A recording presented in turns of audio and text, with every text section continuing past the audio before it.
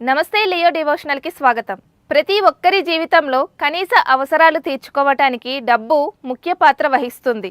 అటువంటి పరిస్థితులలో కష్టాన్ని నమ్ముకోవడం నుండి పూజలు చేసే వరకు ఇంటిని సుసంపన్నం చేయటానికి ప్రజలు చేయవలసినవన్నీ చేస్తూ ఉంటారు. అయితే కొన్ని అలవాట్లు ఇంట్లో డబ్బును కూడా ప్రభావితం చేస్తూ ఉంటాయని చాణక్య విధానం చెప్తుంది. ఇంట్లో లక్ష్మి రాకుండా నిరోధించటానికి ఇంటి వ్యక్తులు కొన్ని చెడు అలవాట్లకు దోహదపడుతూ ఉంటారు.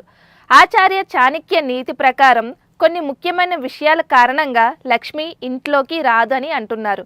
అటువంటి పరిస్థితులలో ఈ విషయాలపై శ్రద్ధ చూపటం ద్వారా మీ ఇంట్లో డబ్బు ప్రవేశిస్తుందని ఆచార్య చాణక్య చెప్తున్నారు. ఇంటి శుభ్రతపై ప్రత్యేక శ్రద్ధ వహించాలని ఆచార్య చెప్తున్నారు. చాణక్య నీతి ప్రకారం లక్ష్మి శుభ్రమైన ప్రదేశాలలో మాత్రమే ఉండటానికి ఇష్టపడుతూ ఉంటుందంట. ఇంట్లో మురికి ఉంటే లక్ష్మి ఇంట్లోకి రాకుండా పోతుందని, కాబట్టి ఇంటి శుభ్రతపై ప్రత్యేక శ్రద్ధ పెట్టడం మర్చిపోవద్దని చెప్తున్నారు. అలాగే మిమ్మల్ని మీరు శుభ్రంగా ఉంచటానికి కూడా ప్రయత్నించండి అనేసి చెప్తున్నారు. ముఖ్యంగా దంతాలు శుభ్రపరచుకోవడం.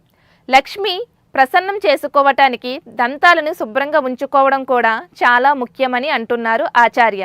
ఆచార్య చాణక్యుడి ప్రకారం దంతాలు నోటిని సరిగ్గా శుభ్రం చేయని వ్యక్తుల పట్ల లక్ష్మి కోపంగా ఉంటుందని, దానివల్ల మీ ఇంట్లో డబ్బు నష్టం జరగవచ్చని అంటున్నారు.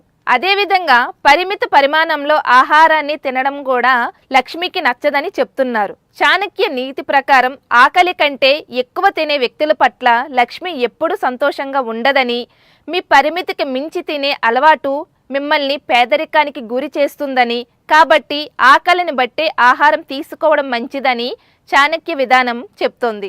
పదునైన మాటలు మాట్లాడడం కూడా లక్ష్మికి నచ్చదని చెప్తున్నారు. కొందరికి ఎప్పుడూ చేదుగా మాట్లాడే అలవాటు ఉంటుంది. చాణక్య నీతి ప్రకారం అలాంటి ఇళ్లల్లో లక్ష్మి ఎప్పుడూ నివసించదని అంటున్నారు. అదే సమయంలో మీ చేదు మాటలు కూడా నెమ్మదిగా మీ బంధువులను, స్నేహితులను కూడా దూరం చేస్తాయి. నిద్రపోయే సమయాన్ని కూడా నియమించుకోవడం చక్కనైన పద్ధతి అనేసి అంటున్నారు. చాణక్య నీతి ప్రకారం అకాల నిద్రపోయే వ్యక్తుల ఇంటికి లక్ష్మి రాదని అంటున్నారు. ముఖ్యంగా సూర్యోదయం, సూర్యాస్తమం సమయంలో లక్ష్మి ఇంట్లోకి రాకుండా అకాల నిద్ర పని చేస్తుందని అంటున్నారు. అలాగే ఇది ఆరోగ్యంపై కూడా దుష్ప్రభావాలు కలిగిస్తుందని చెప్తున్నారు.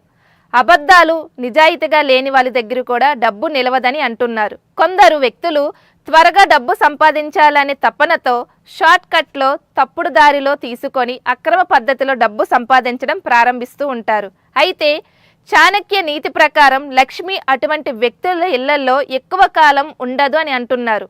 వాళ్ళు అప్పటికి మంచిగా ఉన్న భవిష్యత్తులో నిరుపేదరికానికి కూడా చవి చూస్తారని చెప్తున్నారు. ఇదండి చాణక్య విధానం ప్రకారం లక్ష్మి ఎవరి దగ్గర ఉంటుంది, ఎవరి దగ్గర ఉండదు అన్న విషయం అనేది.